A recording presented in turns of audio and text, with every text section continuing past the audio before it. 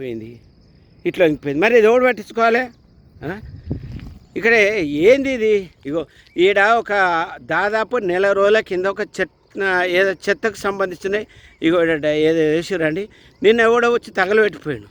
ఇగో ఇంత కష్టపడి చెట్లను తయారు చేశారు. ఇగో ఈ చెట్లు కూడా కాలిపోయినాయి.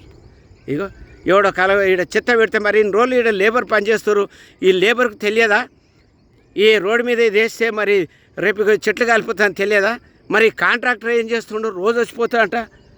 మరి ఇక్కడున్న ఇప్పుడు కాంట్రాక్టరు ఎప్పుడో వచ్చి ఎప్పుడో పోతారు. మరి ఇక్కడ ఉన్న వాళ్ళు ఏం చేస్తారు? ఇగో అనవసరంగా చెట్లు తగలబడిపోయినాయా చూడండి.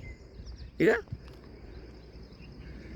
కనీసం 4-5 చెట్లు ఇంత పెద్దగా వేసిన తర్వాత ఈ చెట్లు మొత్తం తగలబడిపోయినాయి.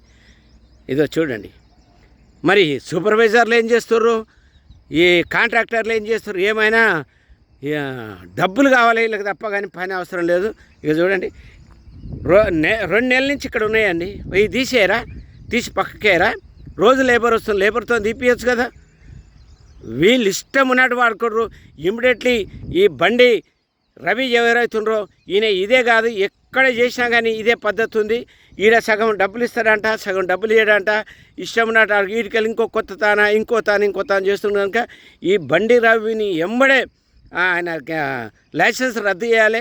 బండి రవి, బండి కృష్ణ వీళ్ళు మామూలుగా వచ్చిన వాళ్ళు ఇవాళ కోట్ల మీద ఎదిగినరు. ఇష్టం ఉన్నట్టు ఫ్రాడ్ చేస్తారు. హెచ్ఎండిఏ డబ్బులు మొత్తం వృధా అవుతున్నాయి గవర్నమెంట్కి సంబంధించి.